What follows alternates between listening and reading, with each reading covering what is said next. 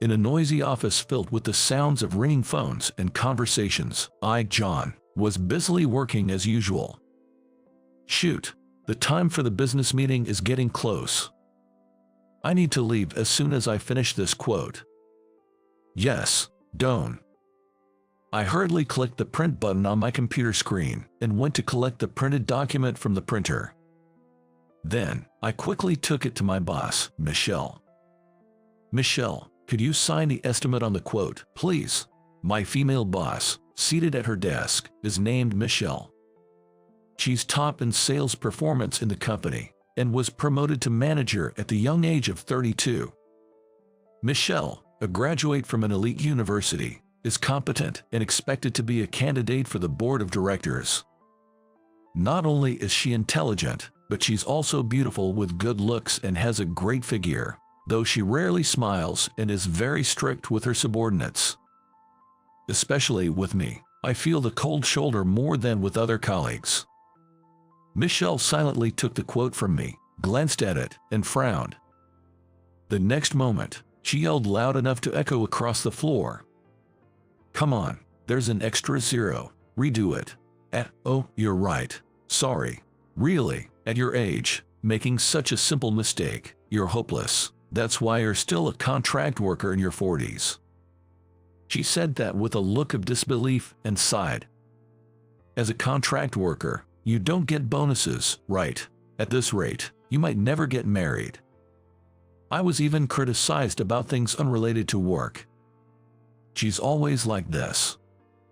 Ever since she found out I'm a middle school graduate, she's been looking down on me. I hated it, but I couldn't talk back to my boss, even though she's younger. So, I had no choice but to listen silently. The fact that I seem unlikely to get married is true. At 45, I've never had a girlfriend. With neither good looks nor money, I've led a life that's far from being popular. Michelle, beautiful and elite, could never understand this indescribable loneliness. While thinking about this, I bitterly corrected the quote and finally got Michelle to sign it, then headed to the client. The result of the business meeting I went to with such enthusiasm was not good. Sigh, what's wrong with me? I'm always like this. My sales performance is the lowest in the company, and it's a wonder I haven't been fired. As a contract worker, I'm always nervous about losing my job. Not being a permanent employee at this age is probably due to my educational background. Maybe I should have pursued a career as a craftsman. I reflect on my life with regret. I could perhaps become a permanent employee at a small business, but working for a small, unstable company seems riskier than being a contract worker at a large corporation. In this world, I'm grateful just to have a job. When I returned to the office from the business meeting, it was already past regular working hours, and most of the employees had left. I went back to my desk and started working on the report for the day. After that, I prepared the quote and materials for tomorrow's meeting and shut down my computer. It was already past 10 p.m. Here I am, late again. As I gathered my things and left the office, the stars were shining in the sky. Today is Friday, the eve of the weekend. I thought about going somewhere to eat and drink alone, as it would just be lonely going home, so I headed to the downtown area. Walking down the street lined with bars and pubs, I passed groups of college students, groups of office workers, and many couples. I'm so envious. I wish I had a partner too. Even with a small salary and being belittled by my boss, just being with a partner would surely be healing. But unfortunately, I don't have such a person in my life. Not even friends to go out drinking with. Sigh. With a heavy sigh, I entered a nearby pub alone. Welcome, are you dining alone? Yes, alone. Please take a seat at the counter. I was led to the counter and ordered a small drink set for one, a draft beer and a few other snacks. Perhaps because it's Friday night, the pub was full of groups of office workers, all chatting and complaining about work. I drank my beer while watching them from the corner of my eye. Drinking alone, with no one to complain about work to, is just boring. After drinking for about an hour, I left the place. Across the street, pink neon lights were shining. I saw a couple walking arm in arm. Feeling envious, I glanced at them and recognized the woman. Isn't that? It was my boss, Michelle. The man with her was probably in his 60s, with gray hair. Could he be Michelle's partner? Such an age difference, I wondered. That's when it happened. Let go of me. Michelle's voice sounded distressed. What's the harm? You're not some young girl. No need to play hard to get. The man was forcibly holding her shoulder, trying to pull her into a nearby store. Stop it, please. She was struggling to shake off his grip. I instinctively approached them and grabbed the man's arm. Stop it. Can't you see she's uncomfortable? Who are you? Mind your own business. The man glared at me. His face was red and he smelled like alcohol. It's my business. I'm her subordinate. A subordinate? Huh? A guy your age working under a woman like her? Huh? How does it feel being bossed around by a younger woman? The man leaned close to my face, smirking. We're not talking about that right now. Let her go or I'll call the cops. I raised my voice, and people passing by started to gather around, watching from a distance. Noticing them, the man clicked his tongue. Humph. Just kidding. Who'd take an older woman like you seriously? The man, grumbling in defeat and ignoring his own age, left the scene. Michelle, are you okay? When I asked, Michelle came staggering over, her hand trembling as she tightly grasped the sleeve of my suit. John, thank you, she said in a faint voice. I'm really grateful for your help. I was just coming back from a reunion when this stranger suddenly started bothering me. It was scary.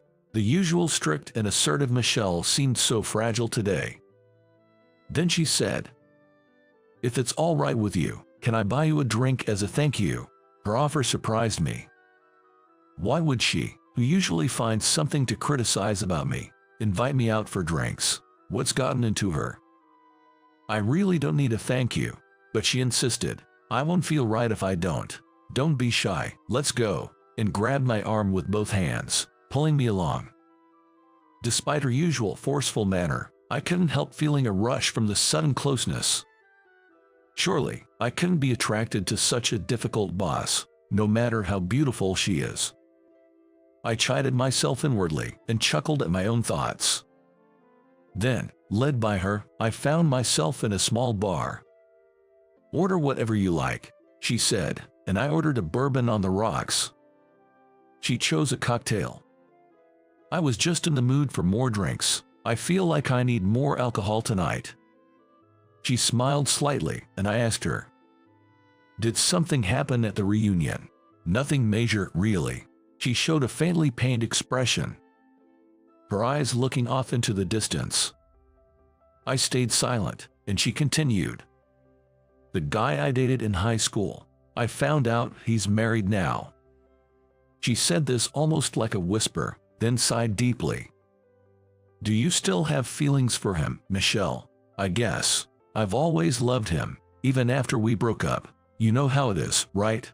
Your first great love always stays with you somewhere in your heart. She took her cocktail glass and gulped it down. But Michelle, you seem like you'd be popular. Aren't there plenty of good men around? When I asked, she gave a bitter smile. Please, it's not like that. There's no way. I don't meet anyone, and even when I do, they all leave soon. Why's that? I wondered internally if maybe the men realize her difficult personality and leave because of it. But it turned out to be something else. Actually, I'm taking care of my mother at home. I put her in daycare while I'm at work, and I take care of her all night, so I can't go out. I don't have time for dates. She continued. Her mother was diagnosed with early onset Alzheimer's the year she got my job. Her father and grandparents had already passed away when she was young, so she's been working and caring for her alone. Any romantic prospects end quickly because she can go on dates to caregiving. I might never get married. It's so frustrating and lonely to see many married people at the reunion, but I want to take care of my mother myself, and my emotions are all mixed up. She stared at her glass as she spoke. I understood her feelings all too well. I get it, Michelle. My dad had an accident when I was in middle school and became partially paralyzed. I've been his caregiver ever since. As I said this, Michelle looked up at me, surprised. My mom wasn't around, so after my dad needed care, I had to start working right after middle school. My grandma would take care of him during the day, but I took over on weekends and at night. I couldn't go out, just worked and cared for him for decades, and by the time he passed, I was already over 40, so I never really experienced youth or love. After I finished, Michelle suddenly started crying. What's wrong, Michelle?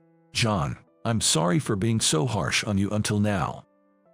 Michelle apologized, wiping her eyes with her palm. I've been irritable because of the caregiving stress, and I took it out on you. I hated myself for it but couldn't stop. But hearing your story, I realize I was really wrong.